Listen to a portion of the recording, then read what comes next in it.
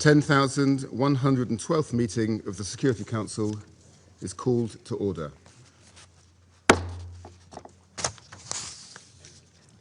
The provisional agenda for the meeting is the situation in the Middle East. The agenda is adopted.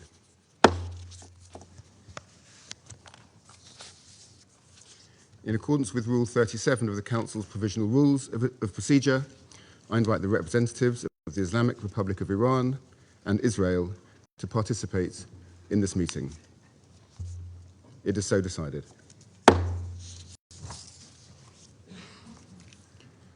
In accordance with Rule 39 of the Council's Provisional Rules of Procedure, I also invite His Excellency, Mr. Majed A. Abdulaziz, Permanent Observer of the League of Arab States to the United Nations, to participate in this meeting. It is so decided. The Security Council will now begin its consideration of item 2 of the agenda. I warmly welcome the Secretary General, His Excellency, Mr. Antonio Guterres, and I give him the floor. Mr. President, Excellencies, ladies and gentlemen, I will speak directly to 3 areas today: the principles, the facts, and the way out. First, the principles. The UN Charter provides the foundation for the maintenance of international peace and security. Article 2 of the Charter clearly states, all members shall refrain in their international relations from the threat or use of force against the territorial integrity or political independence of any state. International law and international humanitarian law must always be respected. That is why, since this morning, I have condemned the massive military strikes by the United States and Israel against Iran.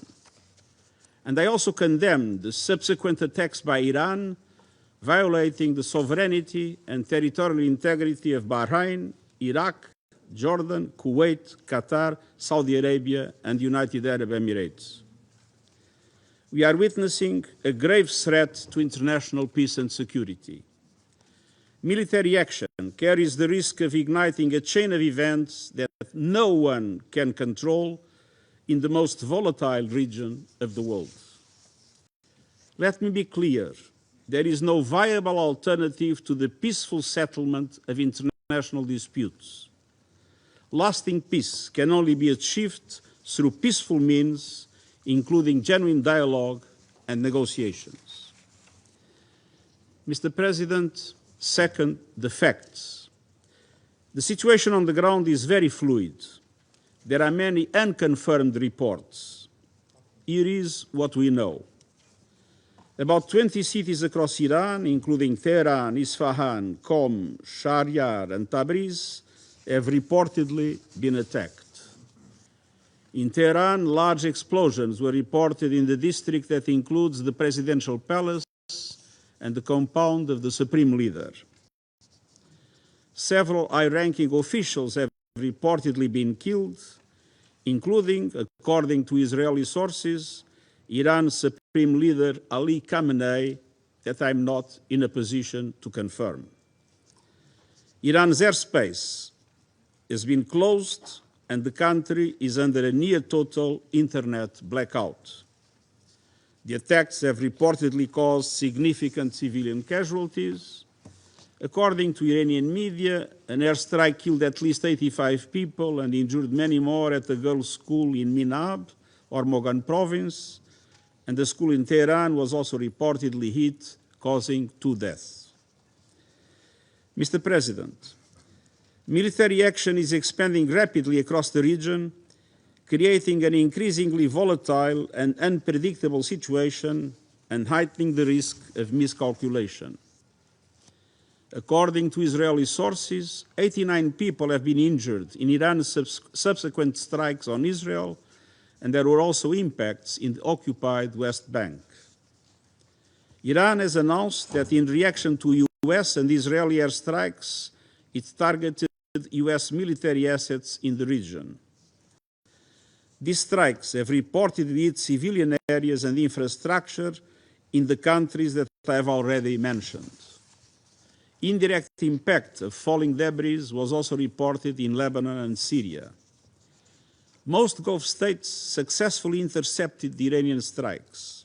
However, the UAE reported that 1 civilian was killed by debris from an intercepted missile. In Iraq, there are reports of drone and missile attacks from both sides. There are also reports that Iran is closing the Strait of Hormuz for international shipping. Mr. President, the US and Israel attacks occurred following the 3rd round of indirect talks between the US and Iran, mediated by Oman. Preparations had been made for technical talks in Vienna next week, followed by a new round of political talks. I deeply regret that this opportunity of diplomacy has been squandered. Mr. President, third, the region and the world need a way out now. I call for de-escalation and an immediate cessation of hostilities. The alternative is a potential wider conflict with grave consequences for civilians and regional stability.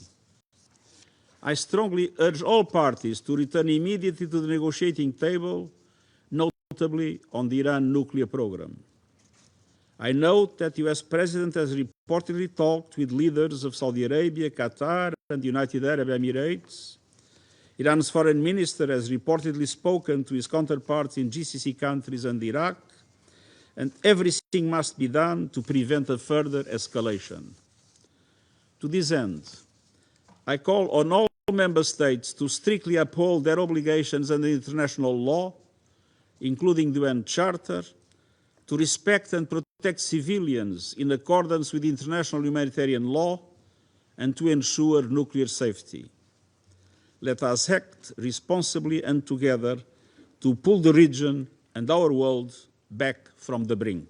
Thank you. I thank the Secretary-General for his briefing. I now give the floor to those council members who wish to make statements. I give the floor to the representative of France. Merci, Monsieur le Président, et je remercie le Secrétaire général des Nations Unies, Son Excellence Monsieur Antonio Guterres, pour son exposé complet et éclairant.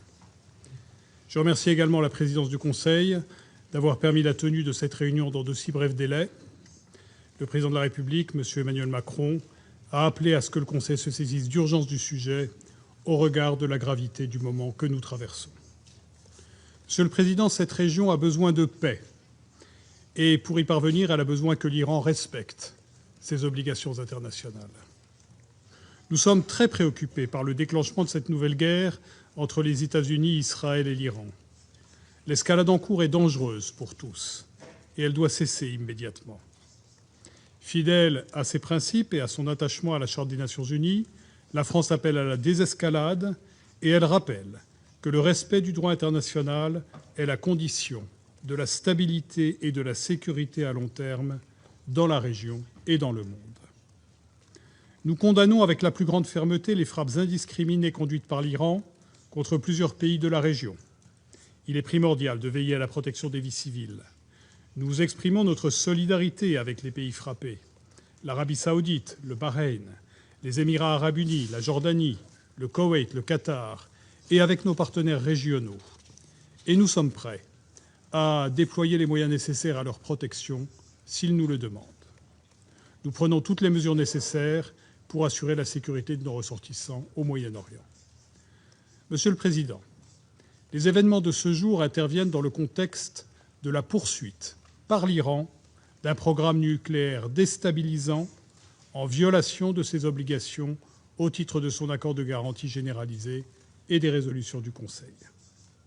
Depuis des années, en dépit des efforts diplomatiques déployés par la France avec ses partenaires du O3, l'Iran n'a pas saisi la chance de conclure un accord en vue d'un encadrement pacifique de son programme nucléaire. En parallèle, l'Iran a réduit sa coopération avec l'Agence internationale de l'énergie atomique, qui n'est plus depuis longtemps en mesure de garantir le caractère pacifique du programme nucléaire iranien.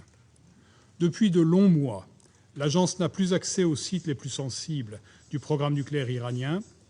La transparence n'est toujours pas faite sur la situation du stock iranien d'uranium hautement enrichi à 60%, qui représente une quantité potentiellement suffisante pour produire une dizaine d'engins nucléaires explosifs.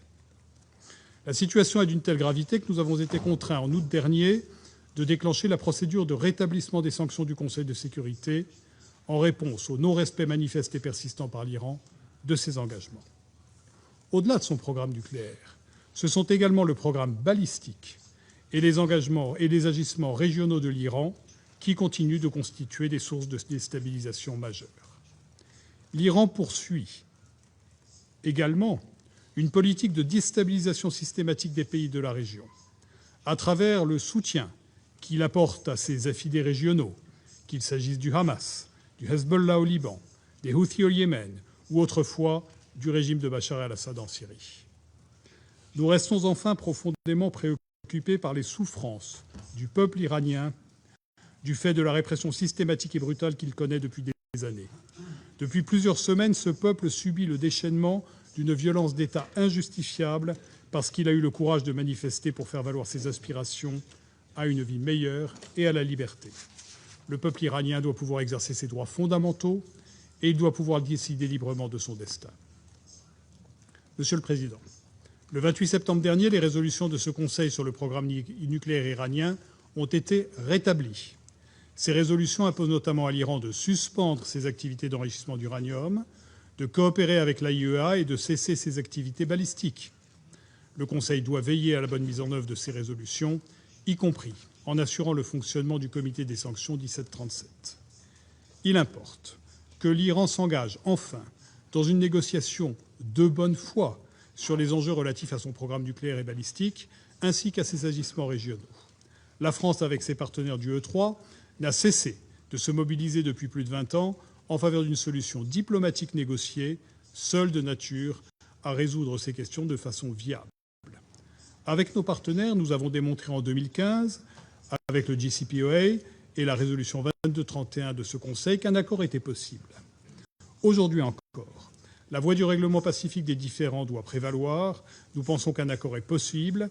Il est temps pour cela que l'Iran s'engage sérieusement dans des négociations pour y parvenir. Nous demeurons disponibles avec nos partenaires pour rechercher un accord robuste, vérifiable et durable qui garantisse que l'Iran ne se dote jamais de l'arme nucléaire. Dans ce moment grave, le Conseil doit se rassembler pour appeler à la désescalade, au respect du droit international, à la recherche d'une solution négociée afin de rétablir durablement la paix dans la région. Je vous remercie. I thank the representative of France for the statement, and I give the floor to the representative of Bahrain.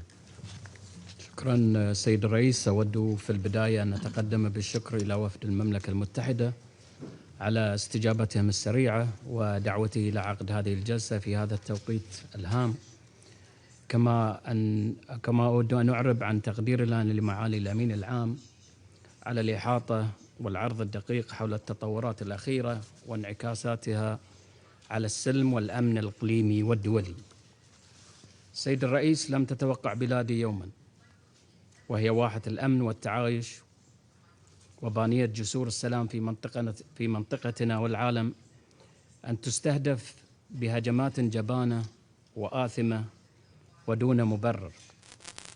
وباسم حكومة مملكة البحرين أعرب عن إدانة بلادي الشديدة للاعتداءات الصاروخية الغادرة التي استهدفت مواقع ومنشآت حيوية ومناطق سكنية داخل حدود المملكة اليوم السبت، والتي أطلقت من الجمهورية الإسلامية الإيرانية، والتي بدورها تبنت رسميا هذه الهجمات الجبانة. وتشكل هذه الأعمال انتهاكا لسيادة المملكة وسلامة أراضيها وأمن شعبها، واعتداء مباشرا وغير مبرر يخالف بشكل صارخ أحكام القانون الدولي وميثاق الأمم المتحدة، ويعد تهديدا بالغ الخطورة للسلم والأمن الإقليمي والدولي. وإذ تدين مملكة البحرين بأشد العبارات هذه الأعمال العدوانية الخطيرة التي تمثل تصعيدا غير مسؤول، فإنها تؤكد أن استهداف أراضيها ومنشآتها الحيوية والمباني السكنية يعد عملا عدائيا مرفوضا جملة وتفصيلا، ولن يتم التسامح معه أو التغاضي عنه. السيد الرئيس، إن ما تتعرض له مملكة البحرين اليوم لا يمكن فصله عن سلسلة الهجمات الصاروخية التي استهدفت عددا من الدول الشقيقة في المنطقة خلال الساعات الأخيرة، بما في ذلك دولة الإمارات العربية المتحدة، دولة الكويت، دولة قطر، المملكة العربية السعودية، فضلا عن استهداف مواقع في كل من المملكة الأردنية الهاشمية والجمهورية العربية السورية. وتشير هذه التطورات الخطيرة إلى نمط تصعيدي واسع النطاق يستهدف منظومة الأمن الجماعي. سيد الرئيس، تؤكد مملكة البحرين أن هذه الاعتداءات تمثل انتهاكا واضحا لحظر التهديد باستخدام القوة أو استخدامها ضد سلامة أراضي الدول المنصوص عليها في الفقرة الرابعة من المادة 2 من ميثاق الأمم المتحدة، وتحمل المسؤولية الكاملة لحكومة إيران التي تقف وراءها، وترفض المملكة أي ذرائع أو تفسيرات تهدف إلى تبرير هذا السلوك العدواني أو الالتفاف على قواعد القانون الدولي. وفي الوقت الذي تؤكد فيه مملكة البحرين التزامها الراسخ بمقاصد ومبادئ ميثاق الأمم المتحدة، فإنها تحتفظ بحقها الكامل والأصيل في الرد بما يتناسب مع شكل وحجم هذه الاعتداءات الجبانة، واتخاذ جميع الإجراءات والتدابير اللازمة لإعادة الأمن والاستقرار وحماية أراضيها ومواطنيها والمقيمين فيها، وذلك وفقا للمادة 51 من ميثاق الأمم المتحدة وفي إطار القانون الدولي وبالتنسيق مع حلفائها وشركائها. سيد الرئيس، تدعو مملكة البحرين مجلس الأمن إلى تحمل مسؤولياته الكاملة في مواجهة هذه الانتهاكات الخطيرة واتخاذ موقف حازم لردع هذه الأعمال العدائية وإدانتها ومنع تكرارها بما يضمن الأمن والاستقرار الإقليمي والدولي. واسمحوا لي الآن أن ألقي هذا البيان بالنيابة عن دول مجلس التعاون لدول الخليج العربية، الإمارات العربية المتحدة والمملكة العربية السعودية وسلطنة عمان ودولة قطر ودولة الكويت وبلاد مملكة البحرين وأيضا المملكة الأردنية الهاشمية والجمهورية العربية السورية. وبداية نتقدم بالشكر مرة أخرى باسم دول مجلس التعاون والأردن وسوريا على تجاوبكم على هذا الطلب سيد الرئيس، وإلى الأمين العام على إحاطته. وكما أوضحنا في الرسالة الموجهة إليكم اليوم، فقد استهدفت عدة هجمات صاروخية إيرانية آثمة اليوم، كل من دولة الإمارات العربية المتحدة والمملكة العربية السعودية وسلطنة عمان ودولة قطر ودولة الكويت وبلاد مملكة البحرين والمملكة الأردنية الهاشمية والجمهورية العربية السورية، في انتهاك صارخ لسيادة هذه الدول وسلامة أراضيها ومساس مباشر بأمنها ومخالفة واضحة لمبادئ القانون الدولي وميثاق الأمم المتحدة وتصعيد مرفوض يهدد أمن واستقرار المنطقة. كما تسببت هذه الإجراءات الإيرانية الغاشمة وغير المسؤولة في إصابة عدد من مواطني هذه الدول والمقيمة على أراضيها واستشهاد مدني واحد على الأقل، وإلحاق أضرار جسيمة بعدد من المرافق والبنى التحتية المدنية، إلى جانب تعطيل عدد من دول مجلس تعاون حركة الملاحة الجوية في أجوائها، إضافة إلى التهديد بعرقلة الملاحة البحرية الدولية في مضيق هرمز، وهو ما يخالف القانون الدولي وله تبعات اقتصادية دولية واسعة النطاق.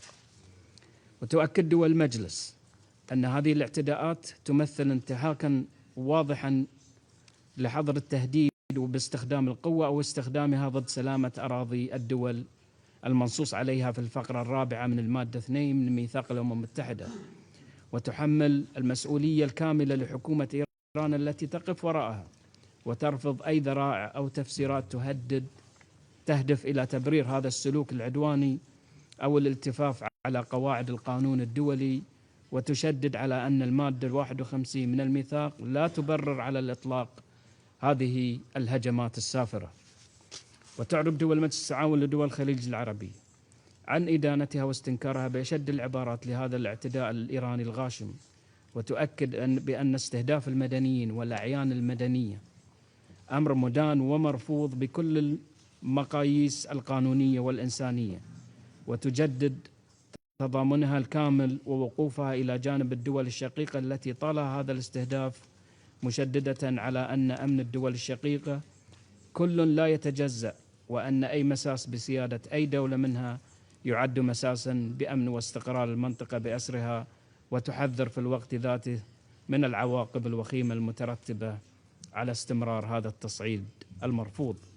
سيد الرئيس، إن هذه الهجمات الإيرانية لا تنسجم مع مبادئ حسن الجوار، ولا يمكن قبولها تحت أي مبرر أو ذريعة، ونؤكد رفضنا القاطع لاستخدام أراضي دول المنطقة كساحات لتصفية الحسابات أو لتوسيع رقعة النزاع بعدما بذلته دول مجلس التعاون والأردن ودول المنطقة من جهود حثيثة لتيسير الحوار بين إيران والمجتمع الدولي لمعالجة الخلافات وتسوية النزاعات بالوسائل السلمية وتجنيب المنطقة مخاطر التصعيد. وفي الوقت الذي تؤكد فيه دول مجلس التعاون الالتزام الراسخ بمقاصد ومبادئ ميثاق الأمم المتحدة، فإنها تحتفظ بحقها الكامل والأصيل في الدفاع عن نفسها بموجب المادة 51 من ميثاق الأمم المتحدة، والرد على هذا الاستهداف السافر بما يتناسب مع طبيعة الاعتداء وما يتوافق مع قواعد القانون الدولي، واتخاذ جميع الإجراءات اللازمة لإعادة الأمن والاستقرار وحماية أراضيها وشعوبها والمقيمين فيها، وبما يضمن صون سيادتها وأمنها واستقرارها ومصالحها الوطنية. سيد الرئيس، وفي الختام، فإن دول المجلس تثمن كافة المواقف الصريحة في دعم سيادة دولنا وأمننا، وتطالب مجلس الأمن إلى تحمل مسؤولياته الكاملة في مواجهة هذه الانتهاكات الإيرانية الخطيرة، واتخاذ موقف حازم لإدانة ورد هذه الأعمال العدائية غير المبررة وغير المسؤولة، ومنع تكرارها بما يضمن الأمن والاستقرار الإقليمي والدولي، وتكرر دعوتها إلى العمل على احتواء الأزمة بما يحفظ أمن المنطقة ويصون مصالح شعوبها ويحول دون الانزلاق نحو مواجهات أوسع. وشكرا سيد الرئيس. I thank the representative of Bahrain for the statement and now give the floor to the representative of the Russian Federation. Господин председатель, благодарим генерального секретаря за его брифинг. Прежде всего, хотим выразить наше твердое неприятие того факта, что председательство сегодня проходит что заседание у нас сегодня проходит по пункту повестки дня положения на Ближнем Востоке. Хотим напомнить, что Россия и Китай запросили его проведение по пункту угрозы международному миру и безопасности. Такая просьба также содержалась в соответствующем письме иранских коллег. Агрессия, которой сегодня подвергся Иран, грозит обернуться эскалацией, уже обернулась ей в регионе и может выйти далеко за его пределы.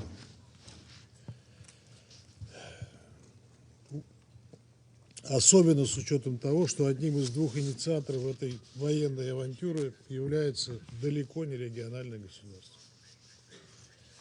Попытки британского председательства искусственным образом смягчить степень опасности нынешней ситуации попросту недопустимы. Председательство также грубейшим образом пренебрегло запросом России и Китая о приглашении в качестве докладчика на сегодняшнее заседание профессора Колумбийского университета Джеффри Сакса. Британские коллеги при любой удобной возможности твердят о важности привлечения к заседаниям Совета представителей гражданского общества. Очевидно, это не относится к тем случаям, когда всемирно признанные ученые могут придать огласке нелицеприятную для западных правительств правду. В последние часы мы стали свидетелями очередного крайне опасного витка эскалации на Ближнем Востоке. Ранним утром 28 февраля Соединенные Штаты и Израиль начали наносить массированные военные удары по территории Ирана.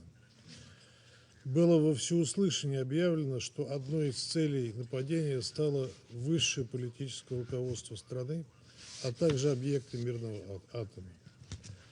От иранских властей в режиме реального времени поступает информация о жертвах, в том числе среди мирного населения. Погибли более 200 человек в 24 провинциях страны.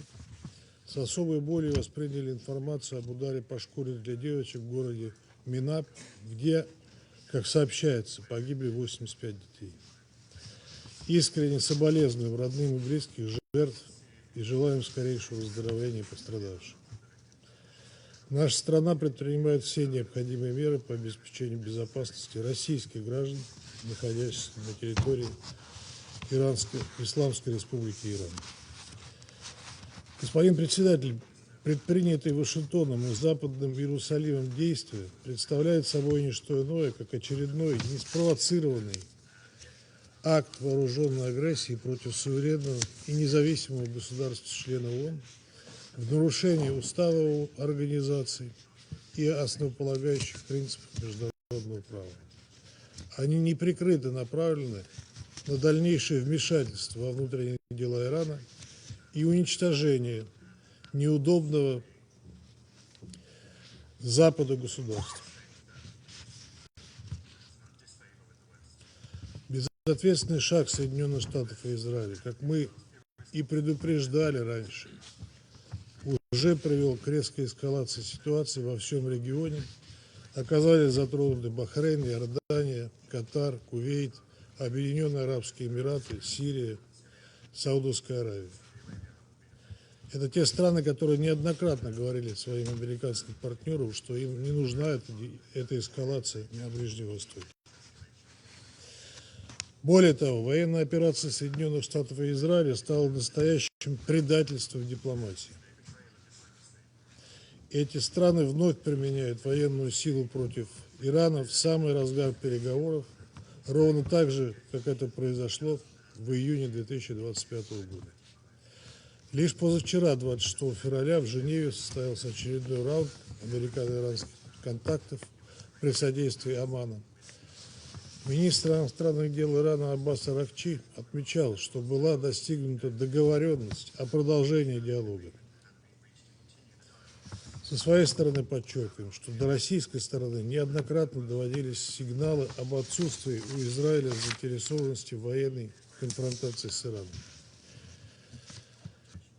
И вот, несмотря на готовность Тегерана к дипломатическому процессу, он вновь получает нож в спину. Более того, тот факт, что Вашингтон столь долго и методично наращивал свое военное присутствие в регионе, лишь подтверждает тот факт, что агрессия против Ирана имела заранее спланированный характер. Действия Соединенных Штатов и Израиля рискуют обернуться гуманитарной и экономической катастрофой. Особую обеспокоенность вновь вызывает угрозы ядерной, физической ядерной и радиологической безопасности. Прозвучавшие сегодня высказывания президента Соединенных Штатов Дональда Трампа о том, что эта операция направлена на недопущение обретения Ираном ядерного оружия, не обоснованы. Тегеран последовательно заявлял, что не имеет подобных планов и соблюдает свои обязательства по договору о нераспространении ядерного оружия. Более того, Иран неоднократно подчеркивал свою готовность заложить в основу новых договоренностей с Соединенными Штатами сохранение своего статуса государства, не имеющего ядерного оружия, при условии соблюдения и уважения законного права Исламской Республики Иран как государства-участника дня на развитие мирного атома. На этом фоне совершенно безосновательны попытки западных стран оправдать американо-израильскую агрессию некими мнимыми угрозами международному миру и безопасности, якобы исходящими от иранской ядерной программы. Нельзя не напомнить, что единственный источник достоверной информации на этот счет, профильные доклады генерального директора МАГАТЭ, никогда не указывали на это. Никогда не указывали на то, что Иран мог заниматься разработкой ядерного оружия. Объекты, по которым наносятся удары, находятся под гарантиями агентства, то есть априори не могут быть использованы для такой деятельности. На этом фоне ожидаем от генерального директора МАГАТЭ Рафаэля Гросси однозначных оценок и осуждения очередного акта подрыва авторитета ДНЯО и глобального режима нераспространения со стороны Соединенных Штатов и Израиля. Объекты атомной энергетики, включая атомную электростанцию Бушер, не могут ни при каких обстоятельствах быть целями ударов со стороны вооруженных сил. Это недопустимо. Господин председатель, отмечаем, что сегодняшние события стали очередным этапом последовательных эскалационных шагов вокруг Ирана со стороны западных стран. К ним относятся и американо-израильские удары по территории страны в июне 2025 года, и открытое вмешательство Соединенных Штатов и их союзников во внутриполитическую ситуацию в Иране в январе этого года. Нельзя не вспомнить безуспешные попытки Великобритании, Франции и Германии запустить механизм восстановления действий антииранских резолюций Совета Безопасности, так называемый снэпбэк.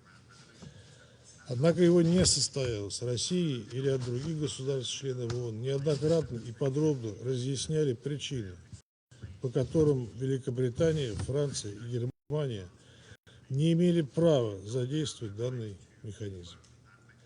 Однако все это не сработало, и США и Израиль вновь задействовали военную силу.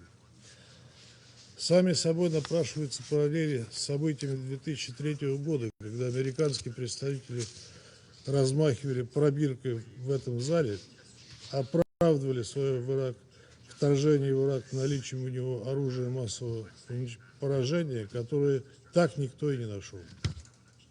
В 2023 году вице-президент Соединенных Штатов Джей Ди Венс сказал, что иракская кампания была необязательной. В результате погибли невинные иракцы и американцы. И что этот урок Вашингтону надо выучить. Однако, как выяснилось, урок так и остался не выучен. В выступлениях европейских коллег мы сегодня это еще услышим. Вместо осуждения агрессии и гибели многих мирных жителей Ирана мы слышим заявление президента Франции Эммануэля Макрона. Цитата. «Иранский режим должен понимать, что сейчас у него нет иного выбора, кроме как вовлечься в добросовестные переговоры по своей ядерной и баллистической программам, а также дестабилизационной деятельности в регионе».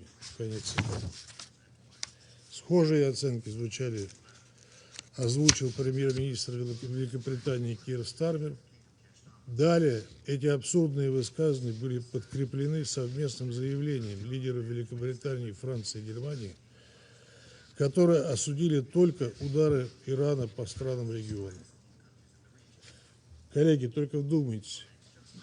Подобная реакция звучит в момент, когда Иран подвергся военному нападению в разгар активного переговорного процесса. Лицемерию наших европейских коллег нет границ. Это даже не двойные стандарты, это какая-то параллельная реальность из-за зеркалья. В английском языке существует идеально подходящий для описания этой ситуации термин «victim blaming». Складывается впечатление, что Лондон, Париж и Берлин живут в каких-то созданных ими самих иллюзиях и транслируют их миру. Однако попытки ввести международное сообщество в заблуждение обречены на провал.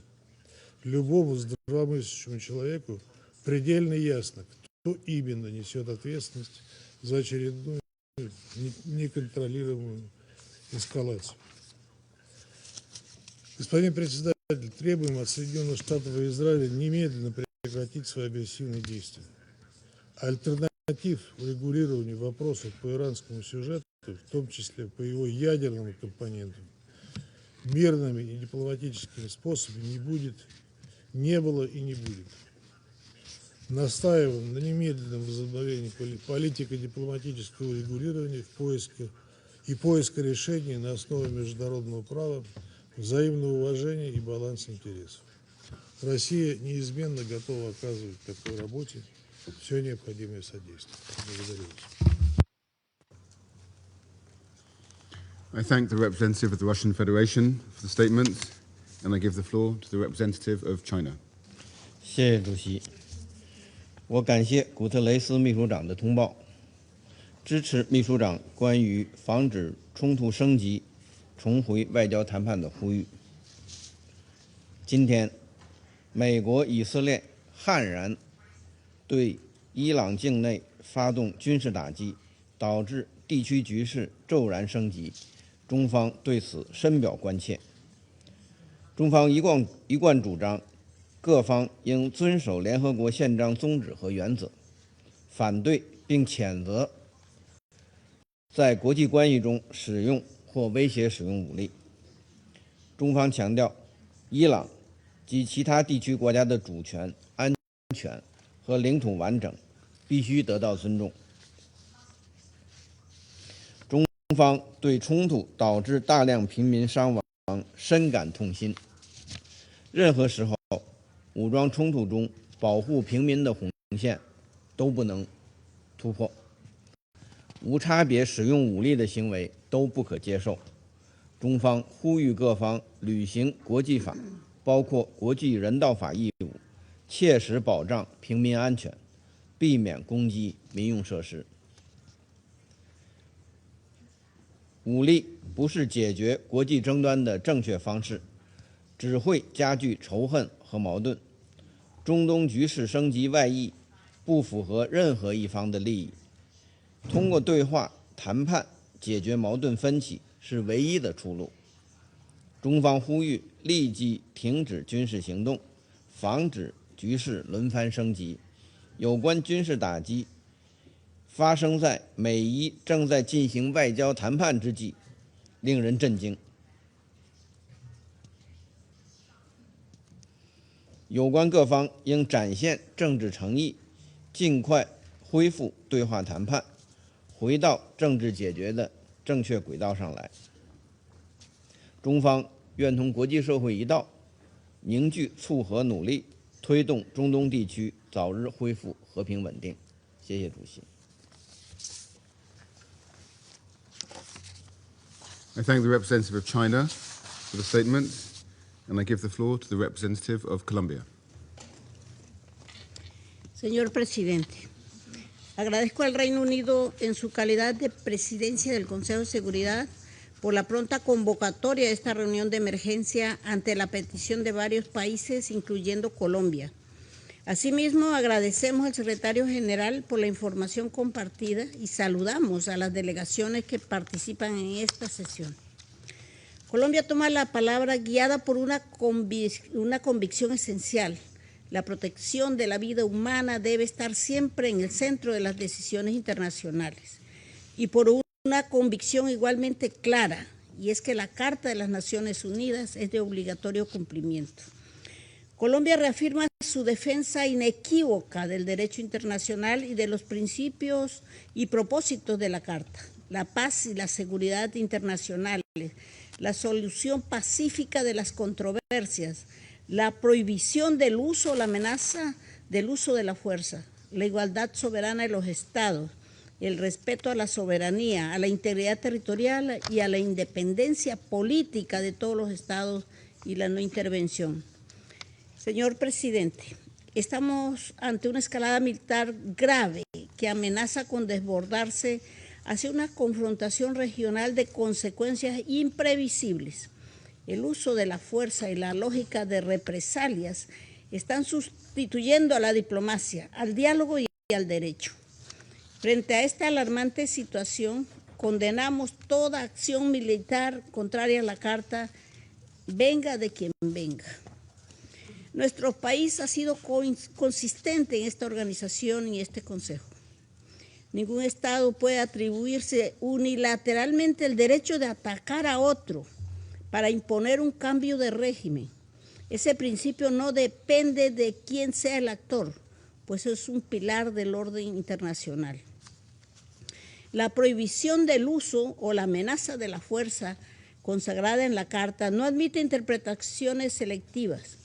Cuando se transgrede ese principio, no gana la seguridad internacional, gana la ley del más fuerte. Cuando la fuerza sustituye al derecho, el orden internacional se debilita y la barbarie ocupa su lugar, y los primeros en perder son los civiles. Colombia condena los ataques y se solidariza con los pueblos de Bahrein, Qatar, Emiratos Árabes Unidos, Arabia Saudita, Jordania y Kuwait. Colombia expresa su profunda preocupación por el costo humano de esta escalada. Los bombardeos están exponiendo a comunidades enteras al miedo y el riesgo, incluyendo a niñas y niños. Ningún objetivo militar puede justificar bajo ninguna circunstancia que la población civil quede atrapada en el fuego cruzado o sea víctima de ataques indiscriminados. La protección de la vida debe ser nuestra máxima prioridad. La vida no puede ser un daño colateral. En ese sentido, condenamos enérgicamente los ataques reportados en contra de la población civil y bienes de carácter civil, en abierta violación al derecho internacional humanitario, en particular el principio de distinción, y urgimos el cese inmediato de las hostilidades.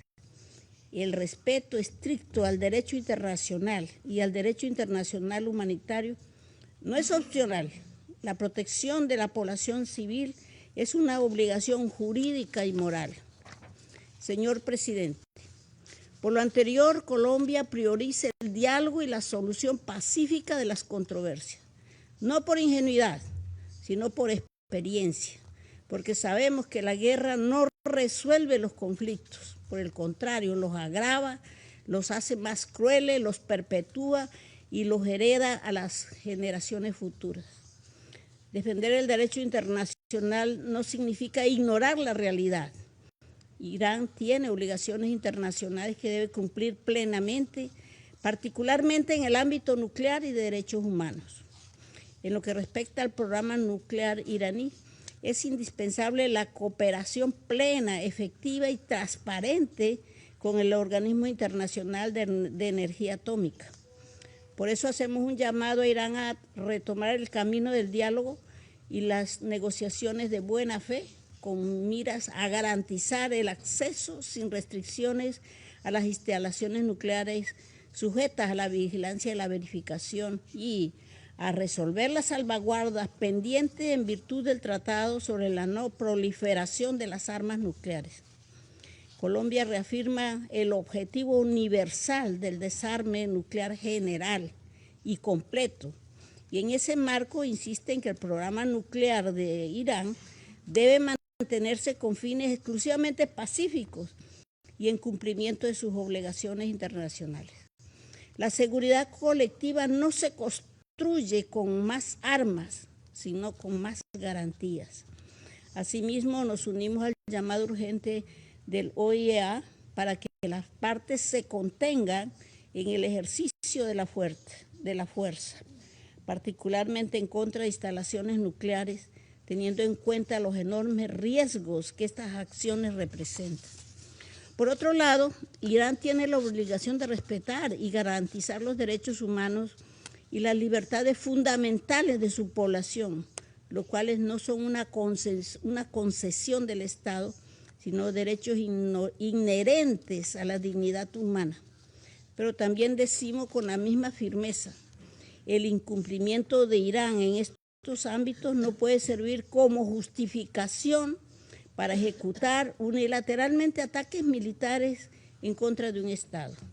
La aplicación integral de la Carta es indispensable para la credibilidad del multilateralismo y la preservación del orden internacional.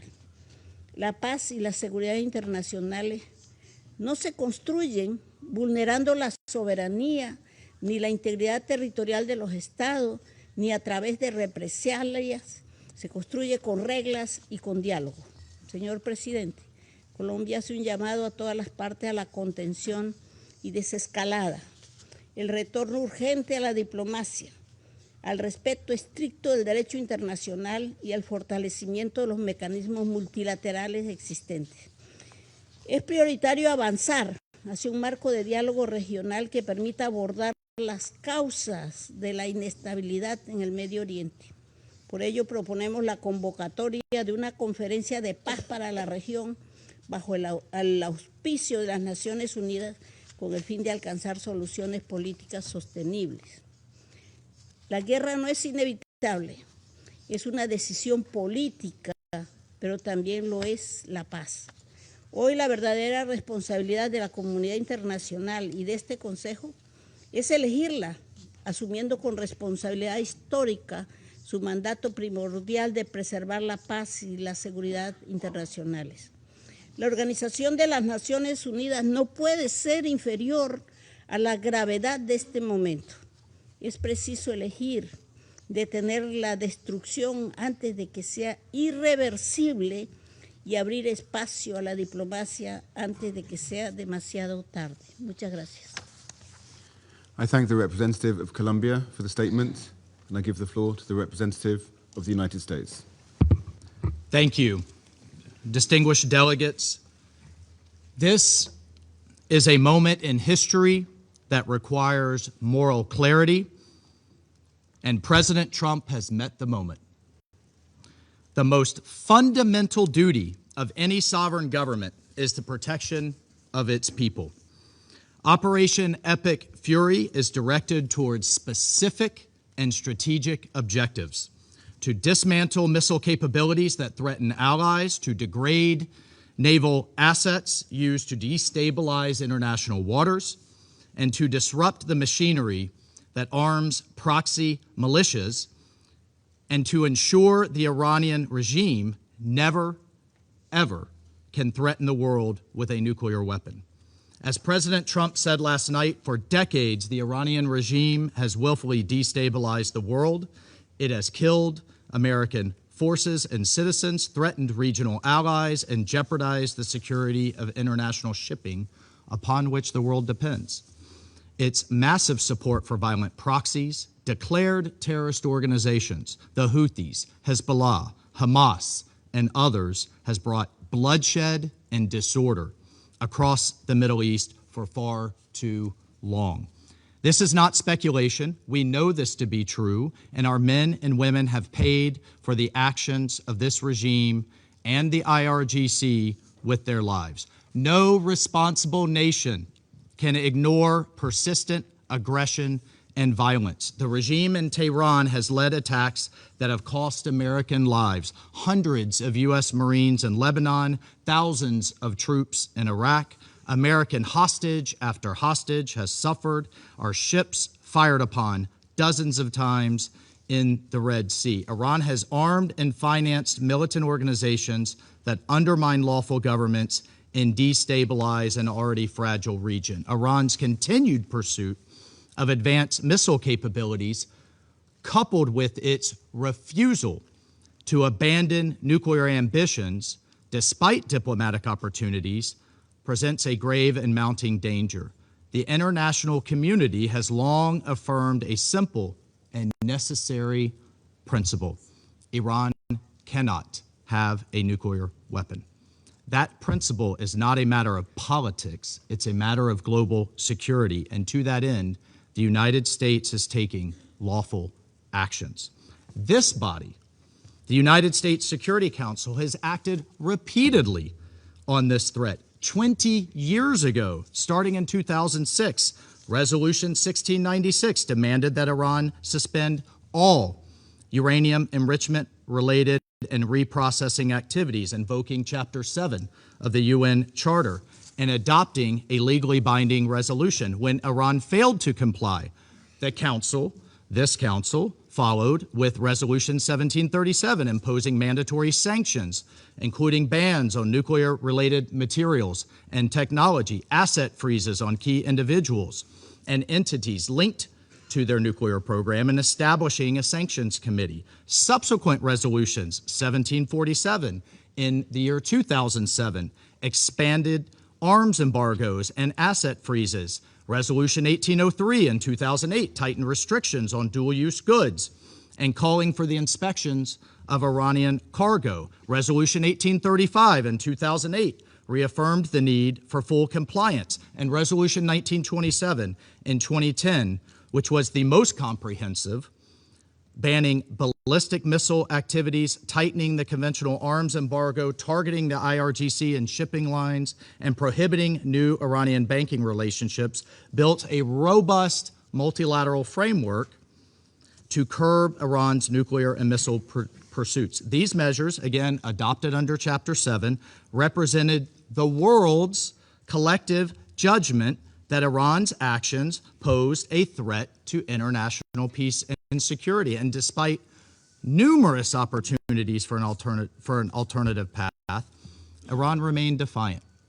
And the Security Council decided on September 19th of last year, 2025, to restore these measures, snap back sanctions, sending a clear message that the world will not acquiesce to threats and half measures, and Tehran would be held to account.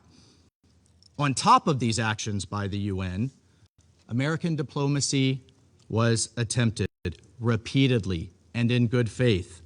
President Trump, Secretary Rubio, our special envoys, Witkoff and Kushner, were relentlessly dedicated to diplomacy. But diplomacy cannot succeed where there is no genuine willingness to cease aggression, where there is no genuine partner for peace. As President Trump said today, and he spoke directly to the Iranian people, he said, quote, "To the proud, great people of Iran, I saw tonight that the hour of your freedom is at hand. The entire world has witnessed the regime's wholesale slaughter of innocent civilians. The sad irony is that this same regime will attempt to lecture us today about human rights and the rule of law. Its presence here in this council makes a mockery of this body. But where the UN lacks moral clarity, the United States of America will maintain it. Indiscriminate and unprovoked attacks by the Iranian regime today against our regional partners, Kuwait, the United Arab Emirates, Bahrain, Qatar, Jordan, and others, reinforce precisely why such actions are necessary. The regime has not only struck military assets, but civilian infrastructure as well. Those who stand with us must know that their security is not negotiable. The safety of our allies is not conditional. It is assured. The bottom line is this, colleagues. Our allies and partners can count on the United States and can count on President Trump. Colleagues, peace is not preserved by appeasing those who threaten it. Peace is preserved through strength in the face of terror. History has taught us that the cost of inaction is far greater than the burden of decisive action. And our president, President Trump, has taken that decisive action today. I thank you. I thank the representative of the United States for the statement, and I give the floor to the representative of Denmark. Thank you, Mr. President, and thank you to the UK Presidency for convening the Council for this urgent meeting following the latest developments in the Middle East. I also wish to thank the Secretary General for his statement. Today's developments are deeply concerning and pose the risk of further destabilizing an already volatile situation at a time of heightened tensions in the Middle East. Mr. President, let me reiterate our deep concern over Iran's unacceptable behavior related to its nuclear program, its ballistic missiles, its destabilizing activities in the region and beyond, and its violent crackdown and repression against its own people. As a consequence, the European Union, with Denmark's active support, has adopted strong sanctions against Iran, just like we have always been promoting diplomatic efforts to address the nuclear and ballistic missile programs through a negotiated solution. I also wish to express Denmark's condemnation of Iran's attacks today on countries of the region. This must stop immediately. We express our full solidarity with partners in the region under attack. Mr. President, at this critical juncture, de-escalation is imperative. A broader regional escalation would have devastating consequences for the Middle East and for international peace and security. We call for maximum restraint and respect for international law, including international humanitarian law. What is needed is for diplomatic efforts to reduce tension and for the negotiations to resume in good faith as the only viable, lasting solution to the Iranian nuclear issue. Iran must never be allowed to develop or acquire a nuclear weapon. This is essential for regional and international security. Finally, Mr. President, for years now, we have heard the Iranian people calling for dignity, for opportunity, and for their fundamental rights to be respected. For too long, authorities in Tehran have failed to heed these calls. We call on Iran to refrain from further attacks, give up their weapons programs, and to meaningfully engage with the international community in a manner consistent with its international obligations and the will and aspirations of its own citizens. I thank you. I thank the representative of Denmark for the statement, and I give the floor to the representative of Pakistan. Thank you, President. I would like to thank the Secretary General for his sobering presentation and assessment of the unfolding situation in the Middle East after concerning developments in the region. We concur with his view that there is no viable alternative to a peaceful settlement. President, Pakistan condemns the initiation of unwarranted attacks against the Islamic Republic of Iran in violation of international law. Yet again, these attacks come at a time when renewed diplomatic efforts were underway to reach a peaceful and negotiated solution. Such a course of action will undermine the peace and stability of the entire region with far-reaching consequences.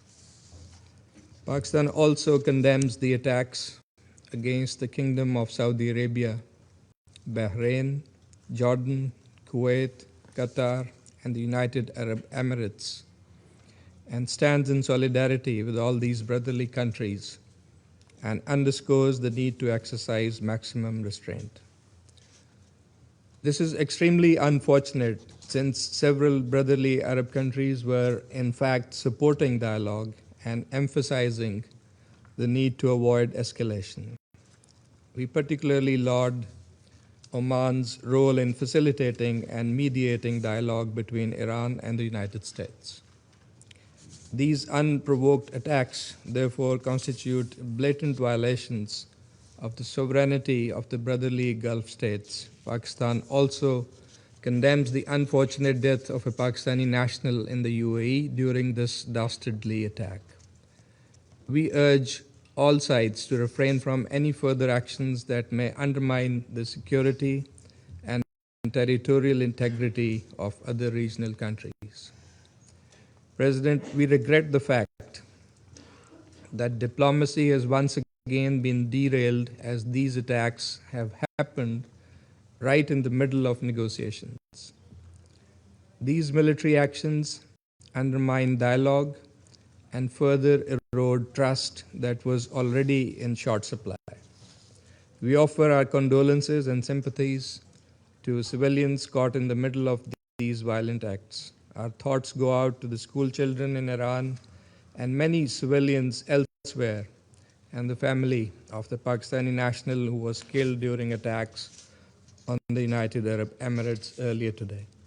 President, the purposes and principles of the UN Charter are inviolable and sacrosanct.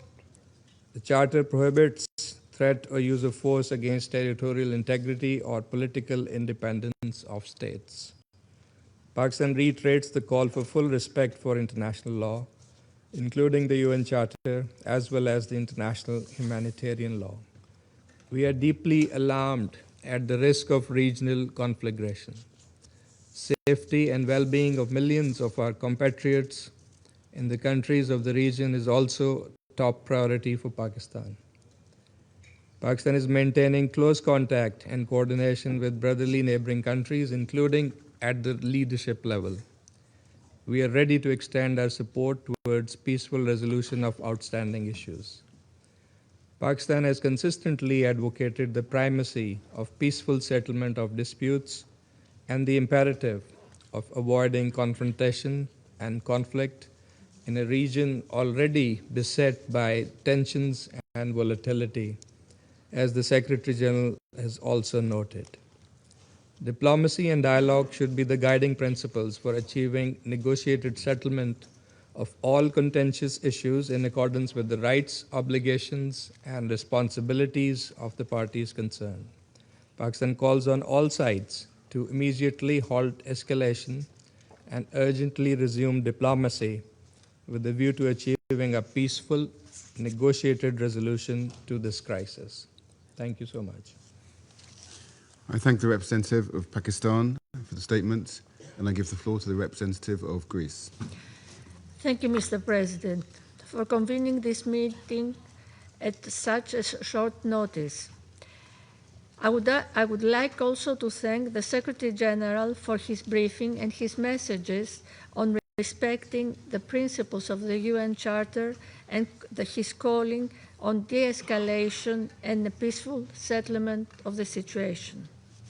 Mr. President, we express our deep concern following today's escalation. Our aim should be to return to substantial negotiations towards a peaceful settlement in line with international law and the UN Charter. As the Council meets in this critical moment, we would like to stress the following. First, restraint is imperative. The risk for a wider regional confrontation with potentially grave consequences for international peace and security is real. Absent a swift diplomatic solution, we might now face the consequences of prolonged crisis. All parties must therefore exercise restraint, prevent a further spiral of violence, and work urgently to reopen credible channels of dialogue. Our Prime Minister and Minister for Foreign Affairs are in constant contact with our partners in the region. We strongly condemn the Iranian strikes in Bahrain, Jordan, Kuwait, Qatar, Saudi Arabia, and the United Arab Emirates. Second, Greece has consistently expressed its strong concern regarding Iran's nuclear program. Iran must never be allowed to acquire a nuclear weapon. The accumulation of significant quantities of uranium enriched up to 60% by a non-nuclear weapon state raises serious proliferation concerns and has no credible civilian justification. Full cooperation with the IAEA and strict adherence to international obligations are indispensable. It is widely believed that strong, permanent, and verifiable oversight on Iran's nuclear and ballistic programs is a precondition for stability in the region. Diplomacy, grounded in verification and transparency, remains the only sustainable path forward.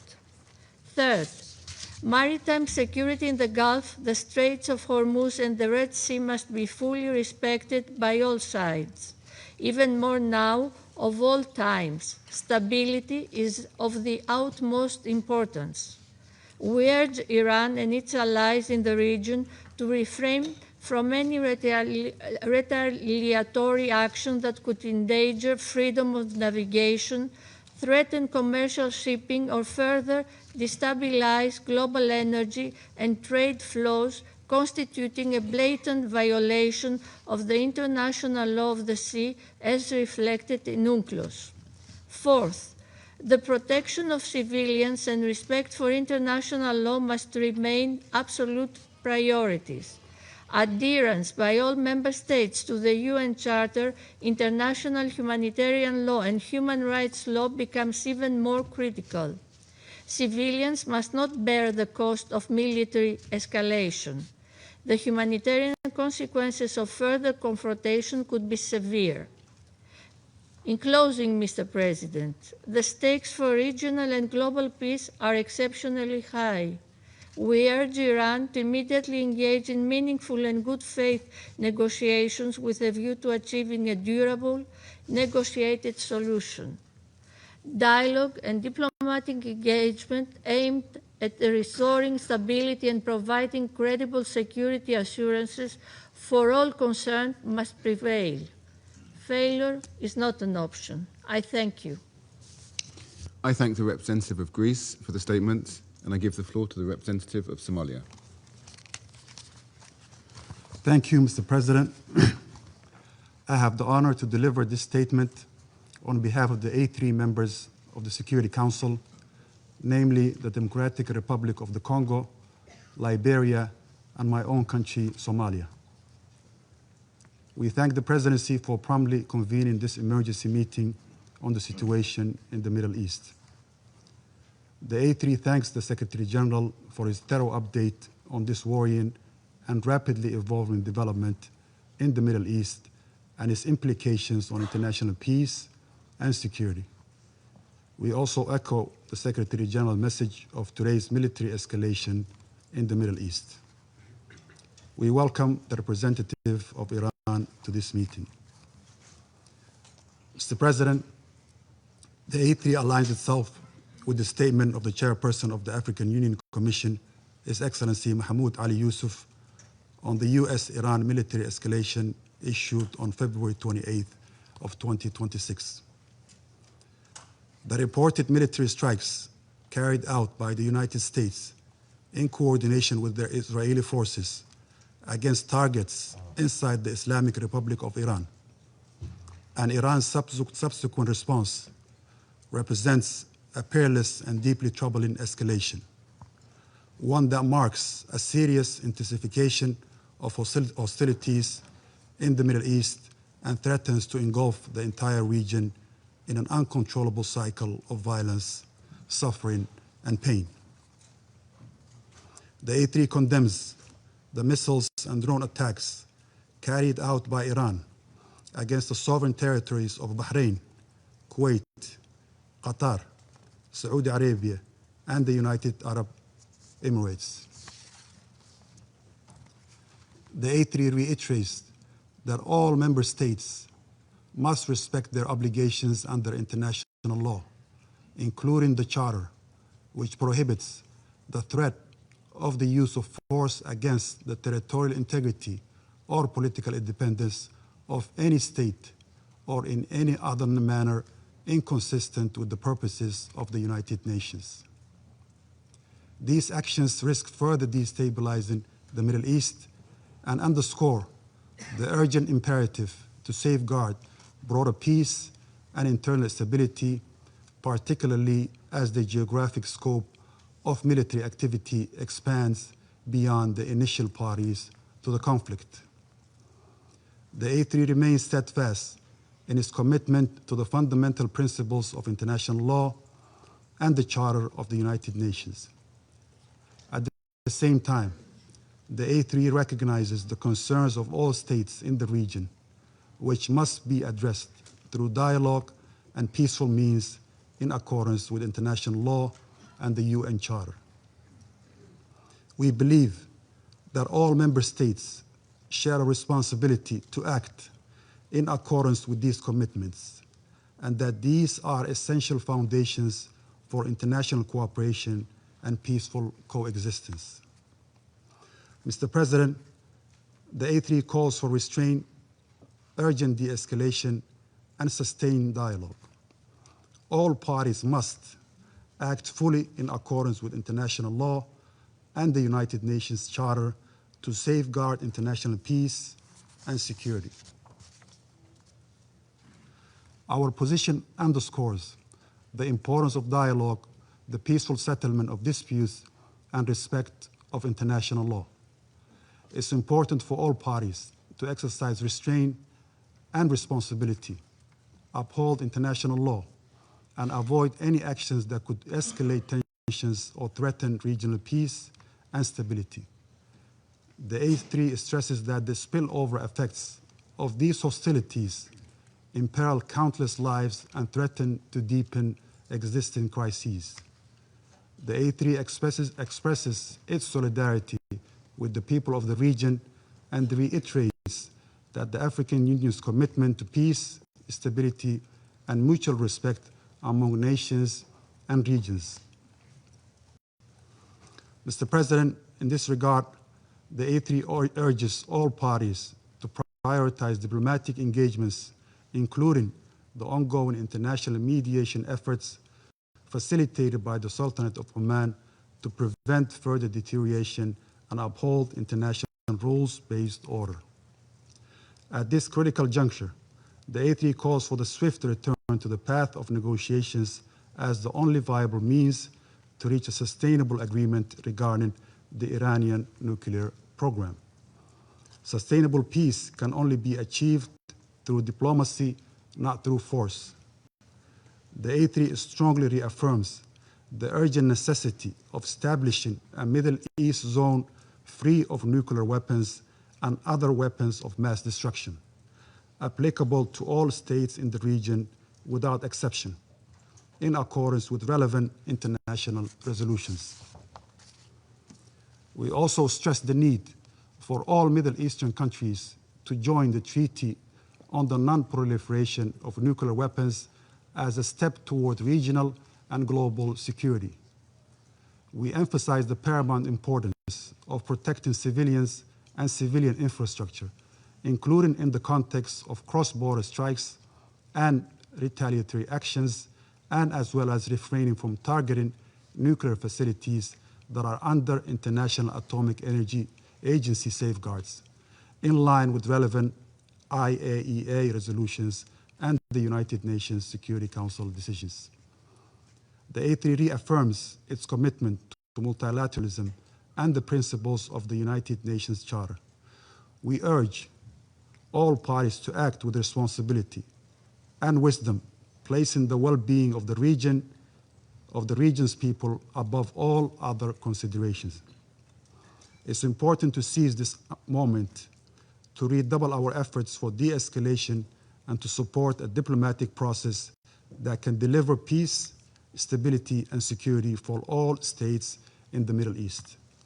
The A3 stands ready to support all efforts within this Council and in cooperation with regional and international partners to facilitate a peaceful, inclusive, and lasting resolution to the situation in the Middle East. I thank you, Mr. President. I thank the representative of Somalia for the statement, and I give the floor to the representative of Panama. Gracias, señor presidente. Agradecemos a su presidencia la convocatoria de esta reunión y reconocemos la presencia de los representantes de los países que nos distinguen con su participación. Agradecemos también la intervención del secretario general Antonio Guterres en esta sesión. Hace menos de un año nos encontrábamos en este mismo espacio deliberando hechos similares a los que nos ocupan en esta reunión, que por encontrarse hoy aún en desarrollo nos impiden conocer en su totalidad sus alcances y consecuencias.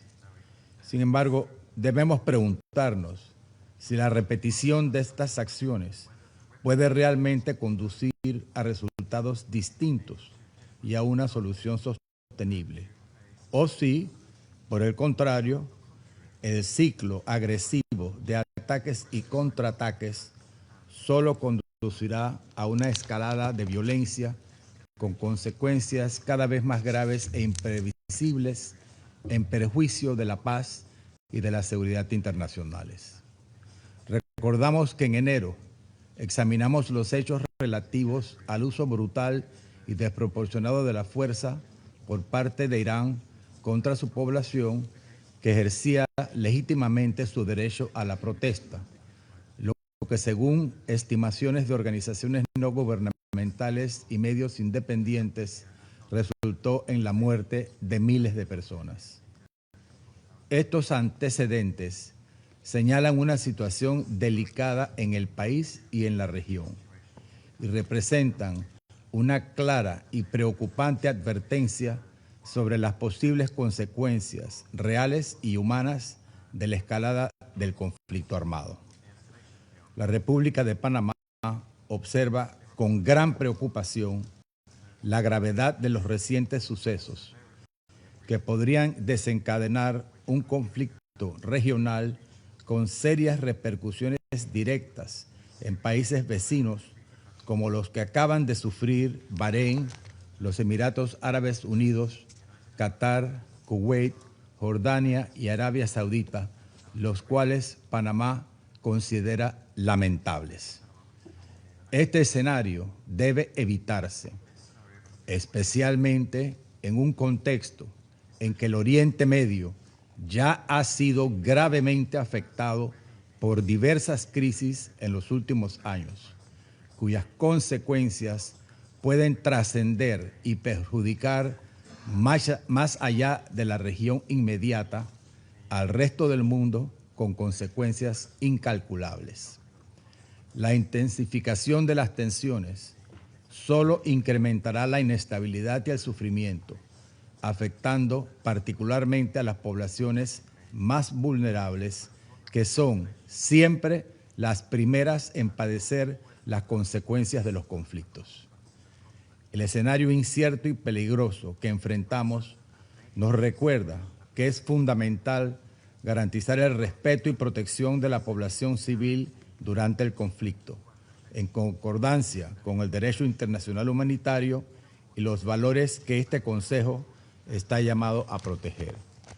Por ello, reiteramos nuestro llamado urgente al diálogo, la contención y el cese del uso de la fuerza. La diplomacia y la negociación, conforme a los principios consagrados en la Carta de las Naciones Unidas y en el derecho internacional, deben prevalecer como el método preferible y eficaz para la resolución pacífica de las controversias. Muchas gracias. I thank the representative of Panama for the statement, and I give the floor to the representative of Latvia. Thank you, Mr. President. Allow me to begin by thanking the United Kingdom as presidency of this Council for convening this meeting on such short notice. I would also like to thank the Secretary General for the briefing provided. For decades, Iran has been a malign, destabilizing actor in the region and beyond. It has repeatedly and systematically violated its international obligations and posed a threat to international peace and security. The Iranian regime has attacked and destabilized neighbors, exported terrorism, developed an illegal ballistic missile program, and participated in widespread sanctions circumvention.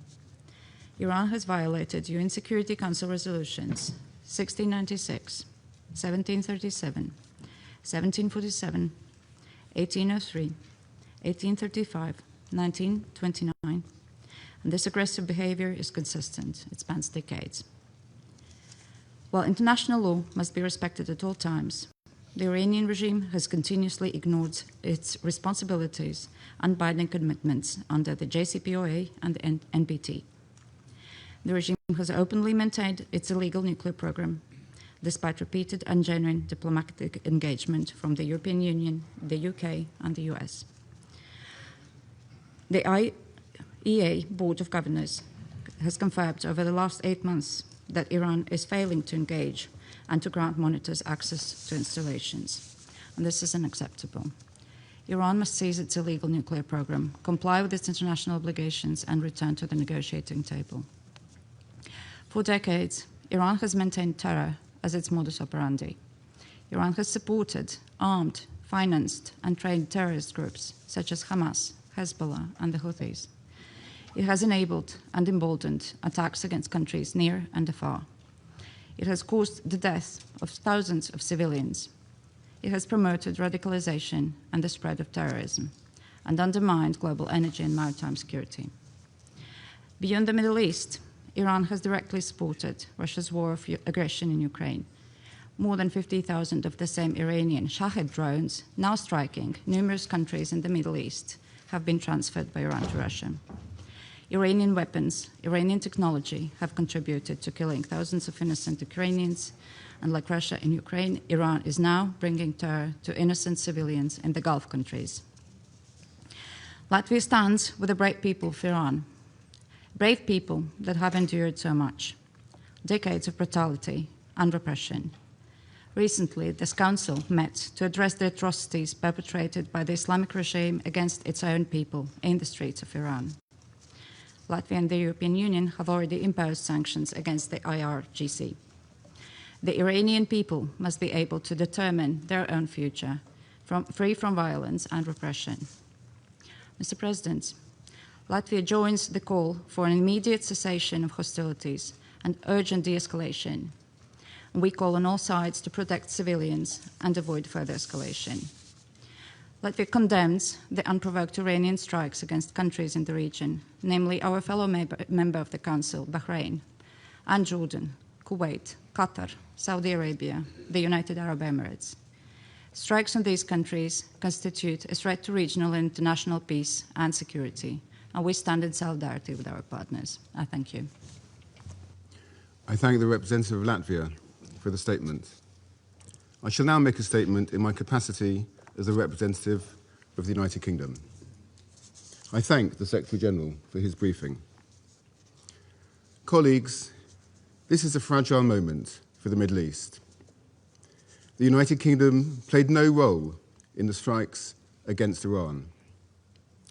But we are under no illusion about the nature of the Iranian regime. The Iranian regime has murdered thousands of its own people simply for exercising their fundamental rights and freedoms. Iran has repeatedly ignored calls to find a durable and acceptable solution to the nuclear issue, while continuing to destabilize the region through its support to proxies and partners.